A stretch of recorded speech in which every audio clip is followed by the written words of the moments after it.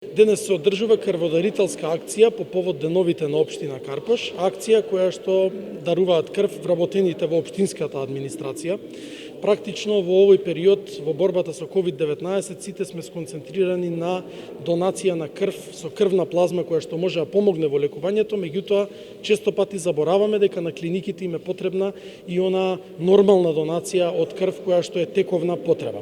Ова го правиме денеска во соработка со Црвениот крст и со Институтот за трансфузиологија. Ова е традиционална акција, меѓутоа оваа година во помал обем поради целата ситуација. Ја користам оваа прилика да се обратам и на нашите сограѓани, граѓаните на Карпош, особено на најмладите.